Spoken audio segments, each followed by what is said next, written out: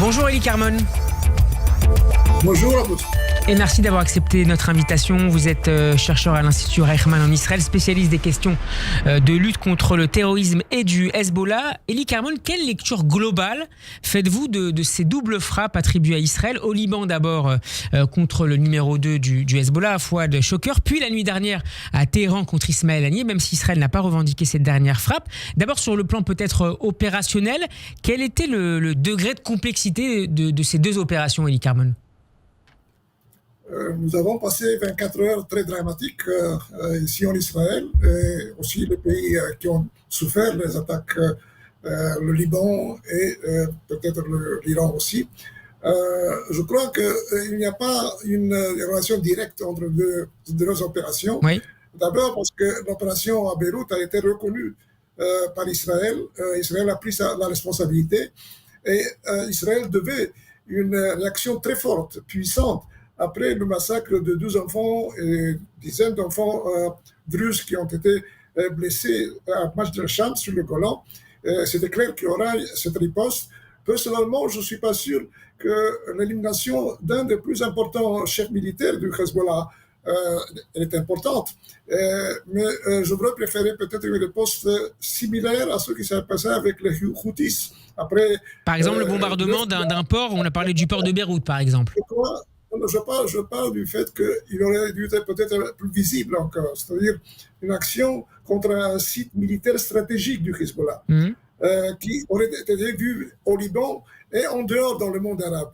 Parce que ce n'est pas seulement le massacre des enfants, il y a 9 mois que le Hezbollah attaque Israël sans aucune provocation. Et ici, je viens critiquer la communauté internationale qui depuis le 8 octobre n'a pratiquement rien fait de sérieux pour arrêter l'agression de Hezbollah, qui ne respecte pas la fameuse résolution 1701 du Conseil de sécurité.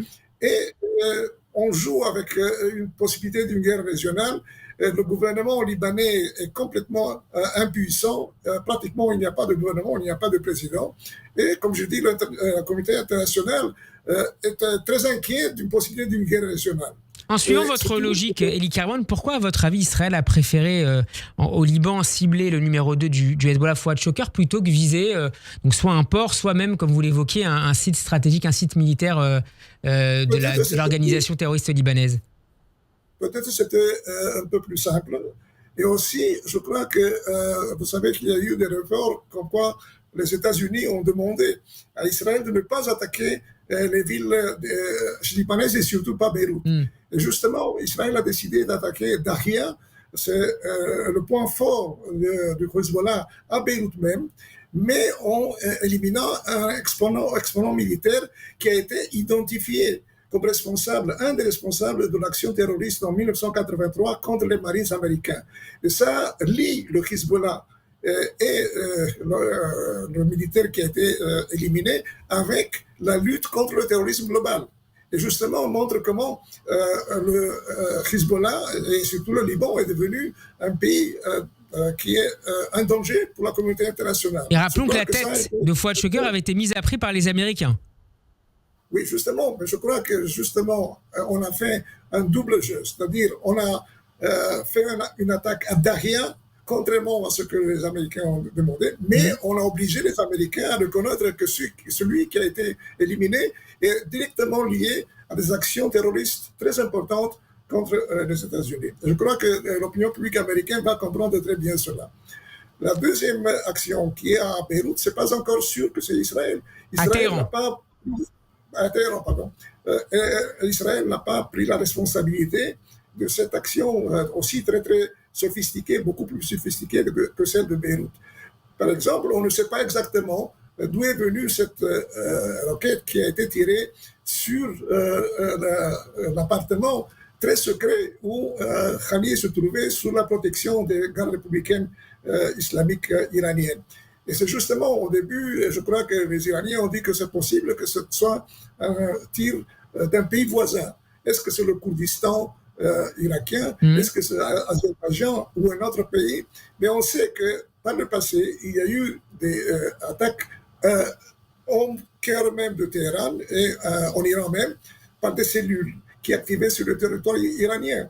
Donc, et c'est ce qu'avance notamment depuis quelques minutes le chercheur Ehud Jehari, qui est également journaliste pour la chaîne 12, qui évoque, contrairement aux affirmations antérieures de l'Iran, que cette frappe aurait pu être menée depuis le territoire iranien. Ça changerait beaucoup de choses ?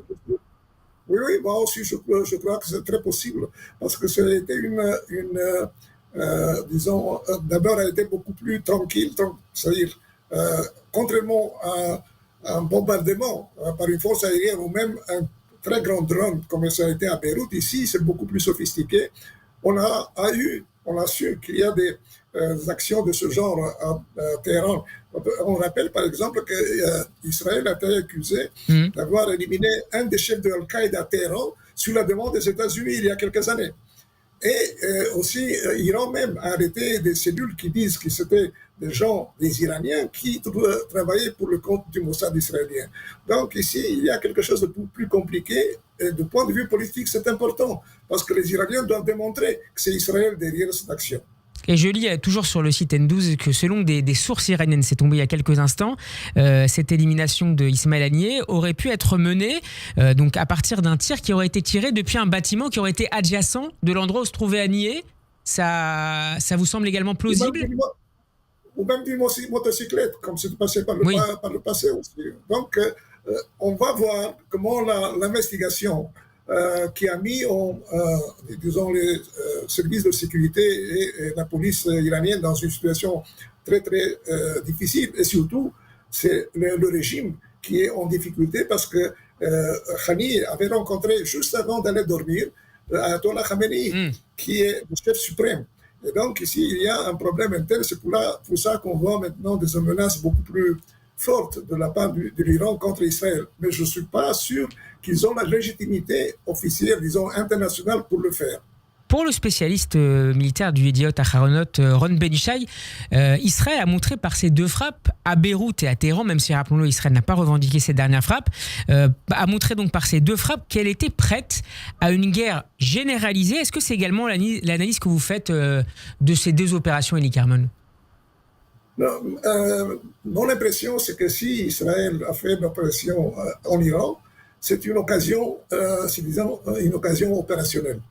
C'est-à-dire, on avait beaucoup d'informations sur l'endroit où il se trouve, on avait suffisamment de force sur le terrain pour le faire, et aussi, ça mettait en situation difficile le régime même à cause du fait que Haniyeh, quelques heures avant, était présent aux cérémonies du nouveau président de l'Iran. Et par chance, peut-être, c'est arrivé justement le moment où il y a eu l'opération qui était absolument nécessaire à Beyrouth. Il y a la question de la réponse. J'allais y venir. Quelle riposte on lit beaucoup, notamment dans la presse américaine, que l'Iran a été prise complètement par surprise par cette élimination sur son territoire de Ismaël Haniyeh. Est-ce que vous considérez que Téhéran est presque obligé désormais de riposter, en pensant notamment, j'ai en tête ces déclarations de ces dernières heures, sur la violation de la souveraineté territoriale iranienne, l'Iran qui accuse d'ailleurs les États-Unis d'être co-responsables de cette opération? D'abord, comme je dis, ils doivent faire une investigation policière, si vous voulez, et trouver des preuves que c'est Israël derrière cette action. Et ensuite, ils ne doivent pas répondre immédiatement et pas directement. C'est-à-dire qu'il y a suffisamment de proxy. Peut-être ils font une sorte de joint venture avec le Hezbollah, parce que le Hezbollah aussi doit répondre, et décider ensemble, disons, pour un ou deux sites stratégiques israéliens, surtout militaires, pour être attaqués, disons, soit de la Syrie, soit du Liban, soit de l'Irak même. Et en concomitance. Il y a aussi la possibilité d'une action à l'étranger. On sait que depuis 2 ans, il y a eu beaucoup d'efforts de la part des Iraniens de faire des attaques contre des cibles juives et israéliennes à l'étranger, surtout des civils. Et donc, peut-être ils ont quelque chose de préparé et ils tenteront cela aussi sur le plan, disons, global. Peut-être contre les Jeux Olympiques à Paris, c'est possible, ça aussi? Je crois que c'est très difficile. C'est très difficile pour 2 raisons. D'abord, parce que il y a un service de sécurité très, très fort à Paris et dans les endroits où il y a des jeux. Là, les sportifs israéliens sont très bien gardés. Et aussi, du point de vue politique, je crois qu'ils n'ont pas intérêt, tant qu'il y a encore des sportifs iraniens qui doivent prendre part à des concours olympiques, de provoquer ce genre d'action qui pourrait exploser, par exemple, la participation iranienne aux Jeux olympiques. Merci. Mais on peut le faire dans d'autres pays, c'est sûr. On espère que ce ne sera pas le cas. Merci beaucoup, Eli Carbone, d'avoir été avec nous. Je rappelle que vous êtes chercheur à l'Institut Reichmann en Israël, spécialiste des questions de lutte contre le terrorisme et du Hezbollah. Cet entretien est à retrouver, notamment en vidéo, sur notre chaîne YouTube. Bon après-midi à vous.